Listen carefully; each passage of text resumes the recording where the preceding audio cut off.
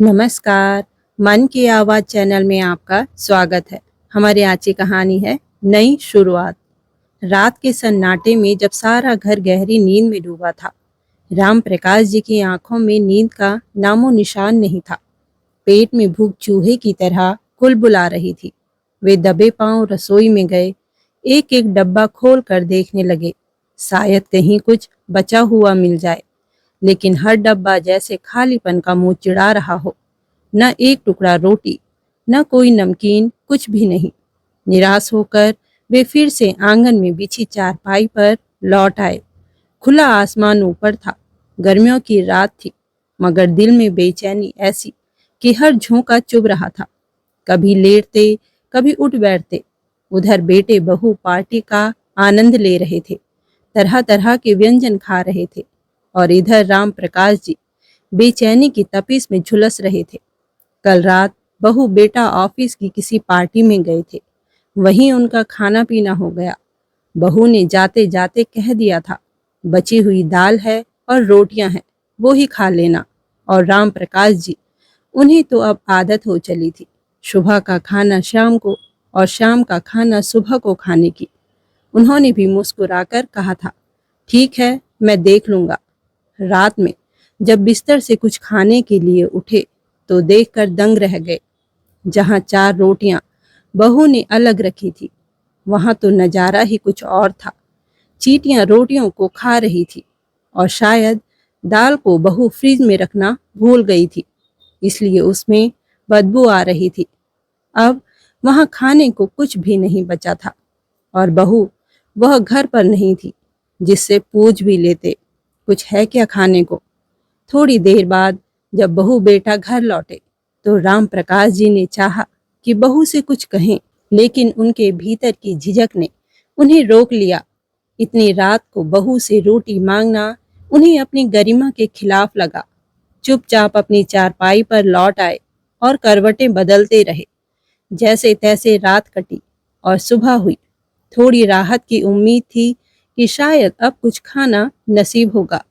इतने में बहू रेखा आकर गरम चाय का एक कप थमाती है और साथ ही ठंडी आवाज में कहती है, बाबूजी, जल्दी से पूरे घर की सफाई कर दो, बर्तन मांज दो, क्योंकि थोड़ी देर में मेरी कुछ सहेलियां घर पर आने वाली हैं।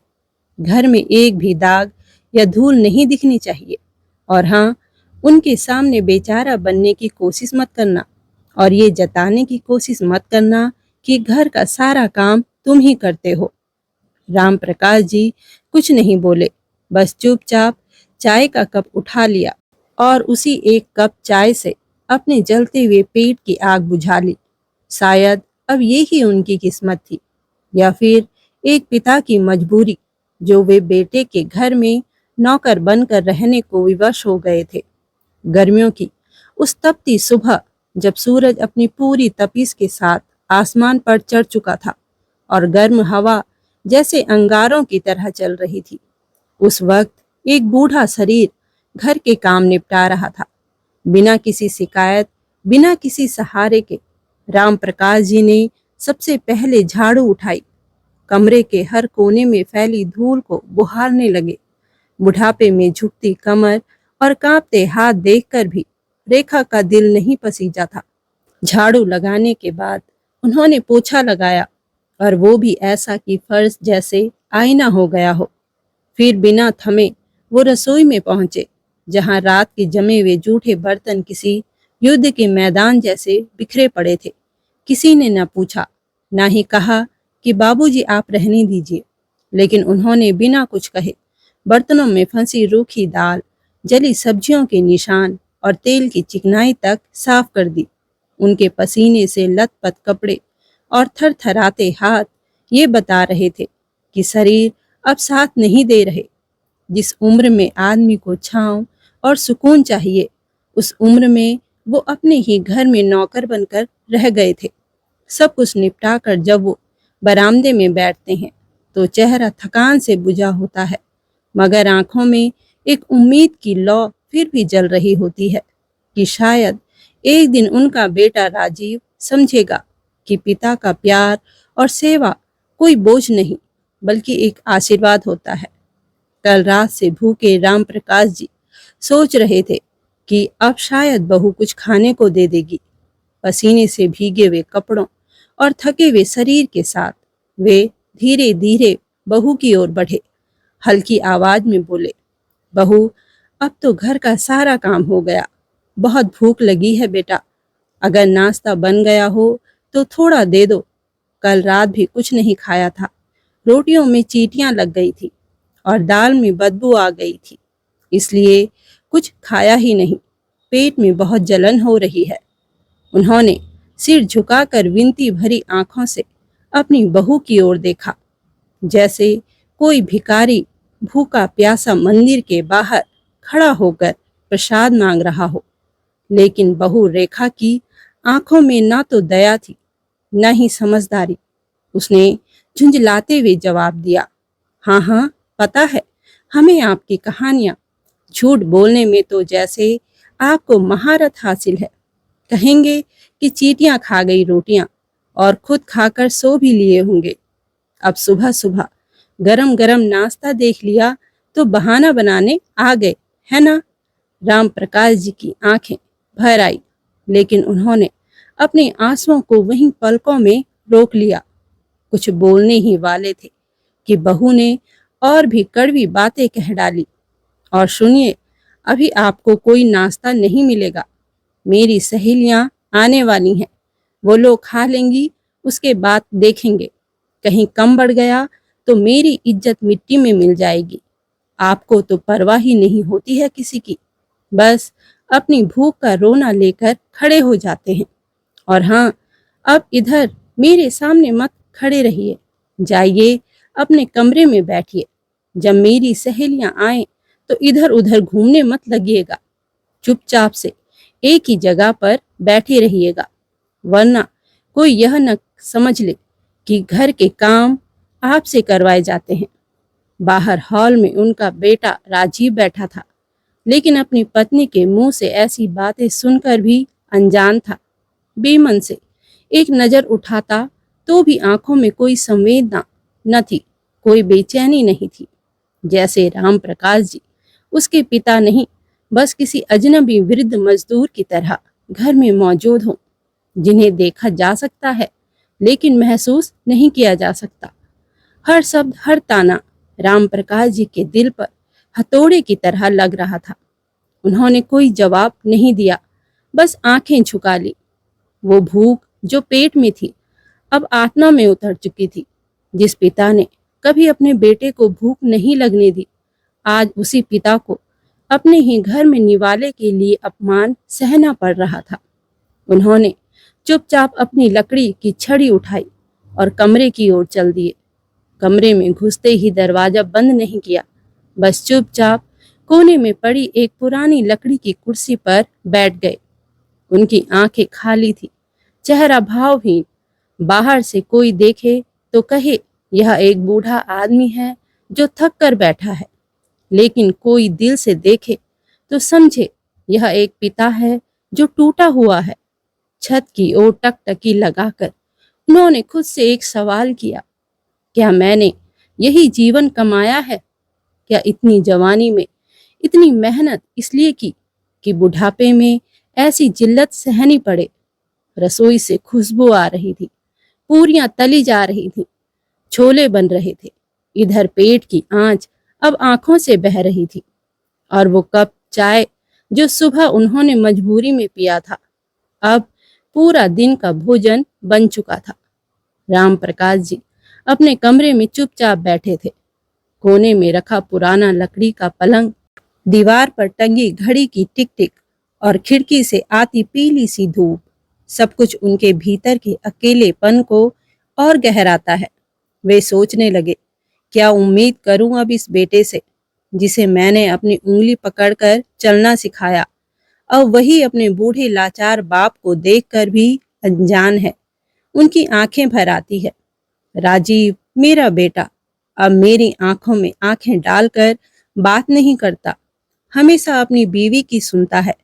बहू जो कह दे वही पत्थर की लकीर मान लेता है।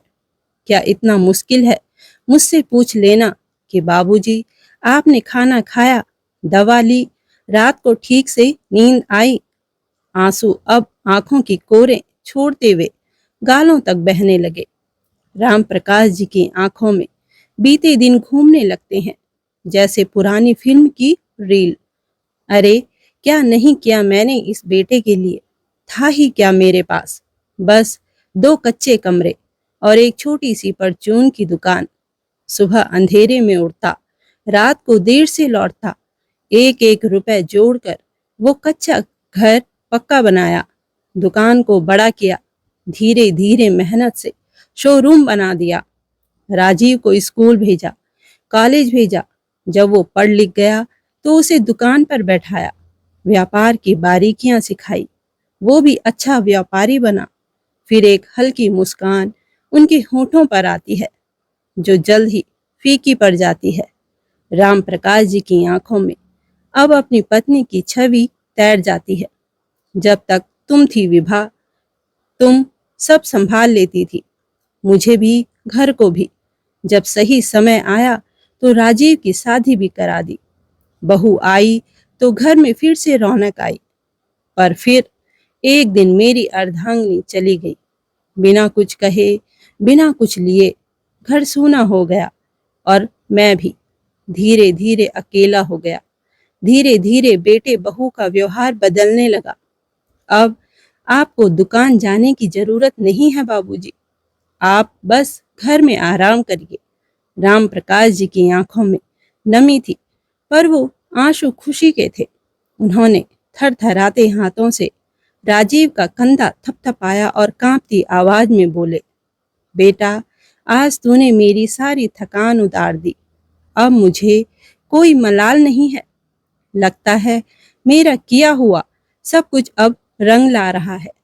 लेकिन ये खुशी, ये उम्मीद ज्यादा देर तक ठहरने वाली नहीं थी, क्योंकि जो कुछ सामने आने वाला था वो न सिर्फ उनके दिल को तोड़ने वाला था, बल्कि ये भी दिखाने वाला था कि कभी कभी बेटों के बोल और नीयत में जमीन आसमान का फर्क होता है।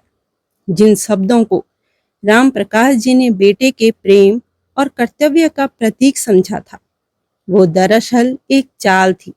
एक ऐसी चाल जिसमें धीरे धीरे पिता को घर की 4 दीवारी में कैद कर दिया, जिसका उन्हें अभी अंदाजा तक नहीं था।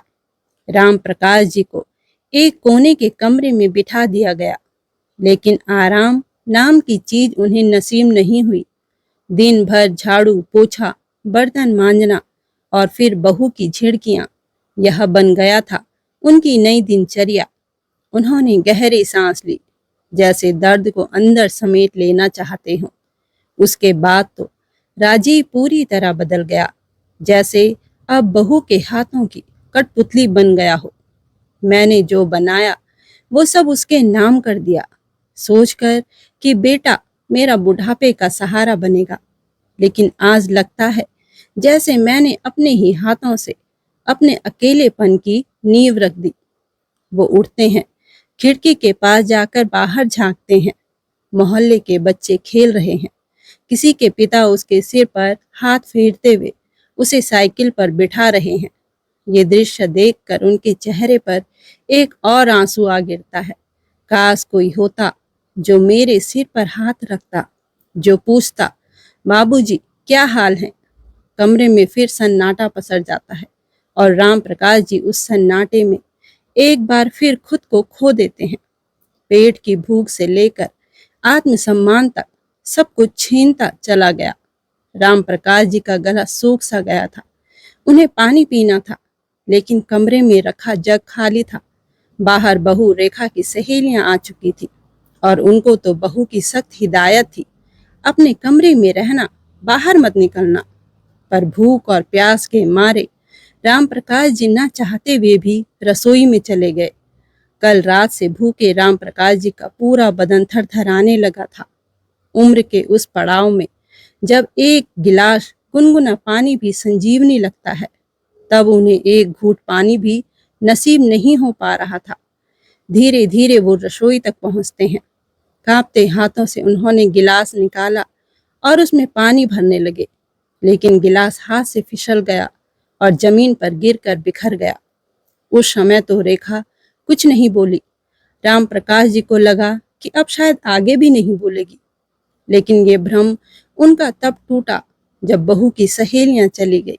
बस फिर क्या था, बहू की आवाज बम की तरह फट पड़ी।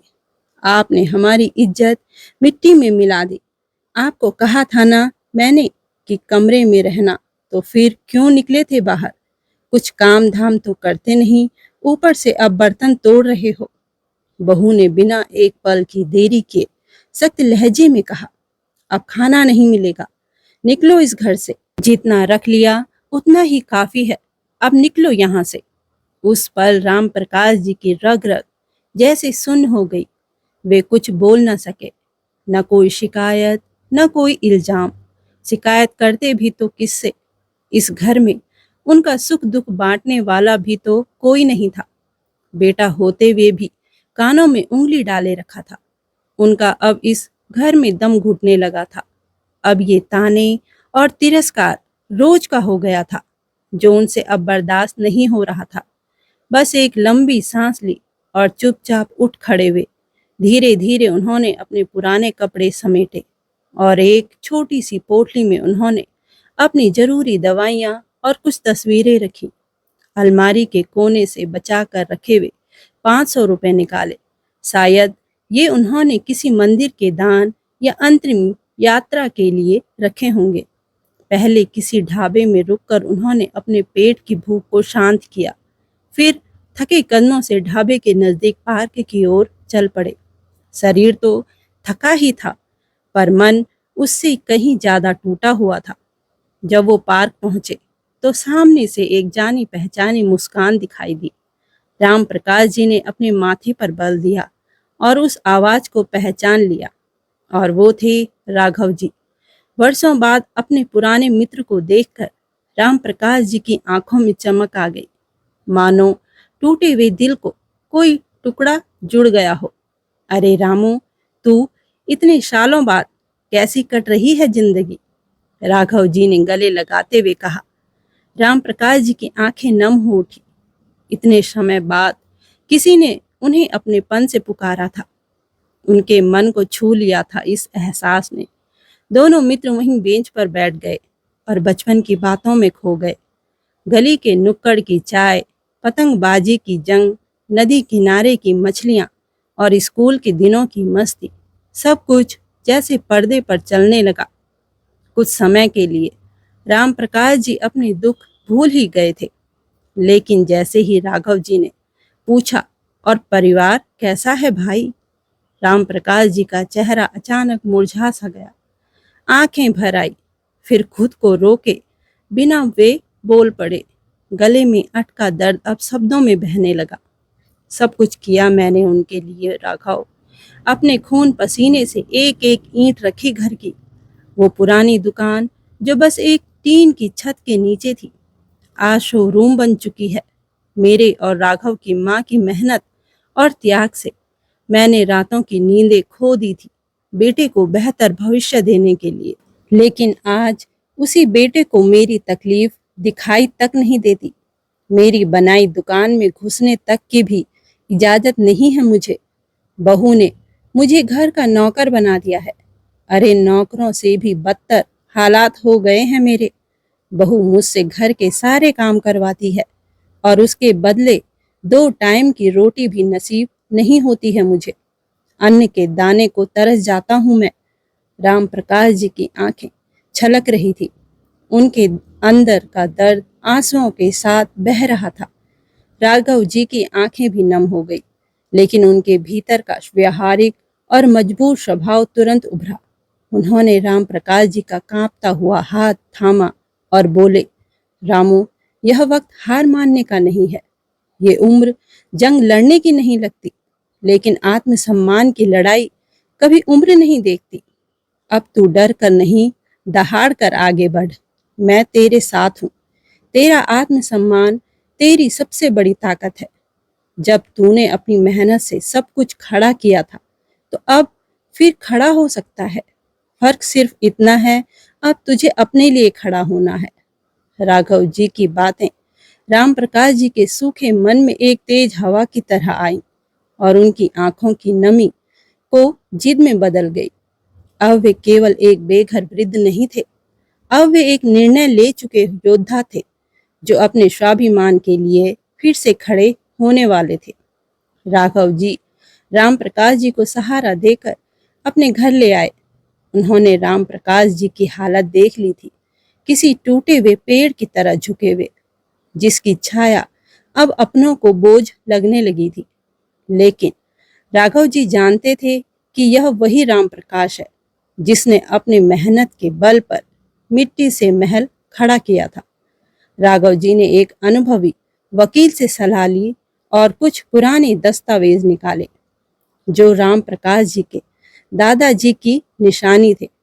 वे कागज जिन पर लिखा था, यह संपत्ति श्री दीन दयाल जी की है, जिनकी मृत्यु के बाद यह संपत्ति उनके पोते राम प्रकाश जी के नाम होगी।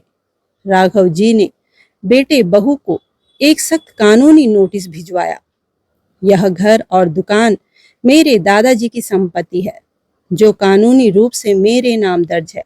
अगर आपने मुझे जबरन घर से निकाला तो आप लोग गैर कानूनी रूप से कब्जा कर रहे हैं। कृपया 15 दिनों के भीतर घर और दुकान खाली करें या कानूनी कार्यवाही के लिए तैयार रहें। नोटिस पढ़कर बेटे बहू के होश उड़ गए। जिस घर और दुकान को वे अब अपनी जागीर समझ बैठे थे, अब वही उनके हाथों से जाने वाली थी। उन्हें समझ नहीं आ रहा था कि अचानक ये सब कैसे हुआ। दूसरे दिन राम प्रकाश जी अपने पुराने आत्मविश्वास और गरिमा के साथ सीना तान कर अपने घर लौटे। चेहरे पर कोई शिकवा नहीं था, सिर्फ वो गंभीरता थी जो समय और अनुभव से आती है। दरवाजे पर खड़े बहू ने जैसे ही कुछ कहने की कोशिश की, राम प्रकाश जी ने उसे शांत शब्दों में पर तीखे लहजे में कहा, यह घर मेरा है, यह दुकान मेरी है। जिस बेटे के लिए सब कुछ किया, उसी ने मुझे ही बेघर कर दिया। लेकिन अब मैं वो बेबस पिता नहीं हूं जिसे तुम लोग चुपचाप निकाल सको। अब यह तुम्हारे हाथ में है, या तो अपना व्यवहार सुधार लो और फिर से इस घर को घर बनाओ, या फिर अगले 15 दिन में सामान बांधो और निकल जाओ। बहू रेखा गुस्से से तिलमिला उठी। आपका दिमाग खराब हो गया है क्या? ये क्या कह रहे हैं आप? हम क्यों जाएंगे? इस घर से अगर कोई जाएगा तो वो आप हैं, समझे? तुम शायद भूल रही हो बहू कि यह घर मेरा है। राम प्रकाश जी की आवाज में आज एक गूंज थी, एक तूफान जैसा जो बरसों से भीतर ही भीतर उमड़ रहा था। वर्षों की चुप्पी, अपमान और अनदेखी के बाद आज वो ज्वालामुखी फूट पड़ा था। आज बहू का चिल्लाना और गुस्से में आग बबूला हो जाना उन्हें जरा भी विचलित नहीं कर सका। तुम होती कौन हो मुझे मेरे ही घर से निकालने वाली? बाबूजी की आवाज में कंपन नहीं, हिम्मत थी। वो हिम्मत जो एक पिता अपने बच्चों की बेरुखी सहते सहते खो बैठा था। आज उस खोई हुई हिम्मत को उन्होंने खुद के अपमान में जलती चिंगारियों से फिर से जिंदा कर लिया था। रेखा कुछ कहने वाली थी कि तभी राम प्रकाश जी ने हाथ से रेखा की ओर इशारा किया और कहा, बहू, अभी मेरी बात खत्म नहीं हुई है और इस घर में कोई इतना बड़ा नहीं हुआ कि मेरी बात काट सके। बाबूजी की आंखें आत्मसम्मान की चिंगारी से धधक रही थी। तभी राजीव घर में दाखिल हुआ। उसके चेहरे पर रोज की तरह वही घमंड और लापरवाही की परतें जमा थी। बाबूजी को ऊंची आवाज में बोलते देख उसने तुरंत झल्लाकर कहा, बाबूजी, ये क्या तमाशा लगा रखा है आपने? राम प्रकाश जी ने उसकी आंखों में आंखें डालकर कहा, तमाशा? तमाशा तो वो है जो तुम लोग रोज मेरे साथ करते आए हो। अपने खून पसीने की कमाई से खड़ी की गई दुकान में एक दिन के लिए चला क्या गया कि मुझे तीर्थ यात्रा पर भेजने की सलाह मिल गई। वो दुकान जिस पर आज तुम अपना हक जमा बैठे हो, वो अब भी मेरी है बेटा। और ये घर भी मेरा है, लेकिन आज उसी घर में मैं बोझ समझा जाता हूँ। सुबह की चाय के लिए मुझे 1 घंटा इंतजार करना पड़ता है, 2 वक्त की रोटी भी नसीब नहीं होती, और बहू वो मुझसे झाड़ू पोछा तक करवाती है, फिर भी खाना नहीं देती। उनकी बातों ने घर में ऐसी खामोशी फैला दी जैसे दीवारें भी सिसकियां भर रही हों। राजीव और उसकी पत्नी एक दूसरे की ओर देखने लगे, पर कहने को उनके पास कोई जवाब नहीं था। राम प्रकाश जी की आवाज अब गर्व से भारी थी। अगर इस घर से कोई जाएगा तो वो मैं नहीं, तुम दोनों जाओगे। और उस दुकान का मालिक आज भी मैं हूँ। मैं चाहूँ तो उसे बेच भी सकता हूँ। और अब मैंने फैसला किया है, या तो तुम दोनों इस घर में मेरे तरीके से रहोगे, या फिर इस घर और दुकान को छोड़कर चले जाओगे। आज पहली बार बेटे और बहू की आंखों में डर था। उनके लिए बाबूजी हमेशा एक कमजोर, चुप रहने वाले बुजुर्ग थे, जिनका काम था सहना और चुप रहना। लेकिन आज वो एक बाप बनकर खड़े थे। अगली सुबह का दृश्य बिल्कुल बदला हुआ था। आज बहू की आंखों में अहंकार नहीं, बल्कि अपराध बोध था। राजीव के चेहरे पर झूठा गुस्सा नहीं, शर्म थी। और बाबूजी के सामने प्लेट में गरम दलिया था, उतना गरम नहीं जितना उनका आत्मसम्मान उस दिन जाग चुका था। वो गरम दलिया बरसों की ठंडी उपेक्षा पर एक मरहम था। आज उनको अच्छे से थाली भी परोसी गई, लेकिन आज ये थाली थाली नहीं, वो थाली थी जिसमें बाबूजी के आत्मसम्मान की विजय पाती थी। धन्यवाद दोस्तों। कहानी पसंद आई हो तो कमेंट, लाइक, चैनल को सब्सक्राइब जरूर करिएगा। धन्यवाद दोस्तों।